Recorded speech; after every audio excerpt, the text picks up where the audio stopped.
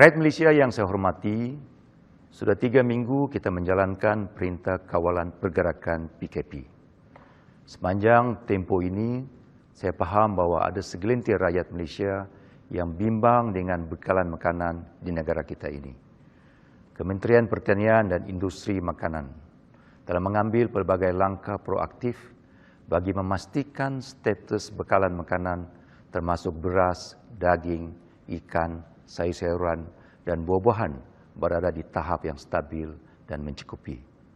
Kementerian saya dan beberapa kementerian lain sentiasa bekerjasama bagi memastikan perkhidmatan logistik, premis dan kilang yang menyokong rantaian makanan juga dibenarkan terus beroperasi seperti sedia kala sepanjang tempoh PKP. Selain itu, saya menyeru kepada para petani, nelayan dan peternak supaya terus menjalankan dan mempertingkatkan aktiviti masing-masing kerana anda terlibat dalam perkhidmatan yang perlu atau essential services.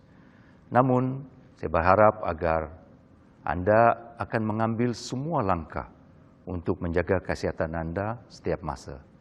Sememangnya, semua usaha-usaha dan langkah-langkah yang kita ambil ini adalah untuk memastikan kelangsungan ekosistem rantaian makanan terjamin, serta makanan sampai pada pengguna dalam tempoh masa segera dan dalam keadaan segar dan teratur. Sebagaimana yang anda sedia maklum, Kerajaan Persekutuan dengan kerjasama kerajaan-kerajaan negeri telah melaksanakan satu inisiatif konsep jualan dan pengedaran pasar segar terkawal PST yang telah mula dilaksanakan secara berperingkat mulai 1 April 2020.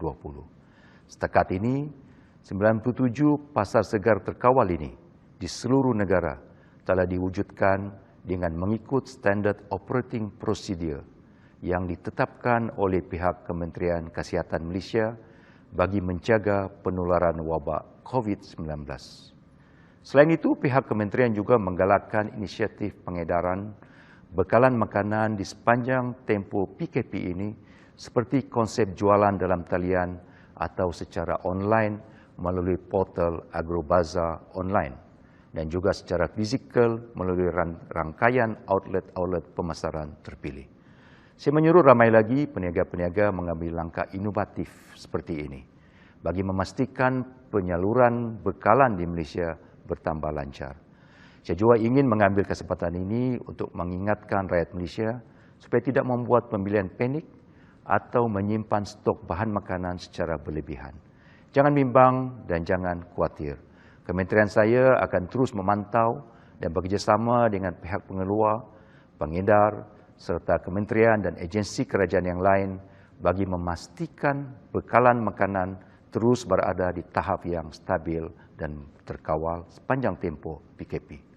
Kepada para peternak, petani dan nelayan, pihak kementerian mengambil maklum segala kesulitan yang dihadapi dalam tempoh ini dan akan mengambil tindakan sewajarnya untuk mengatasi masalah-masalah yang dihadapi.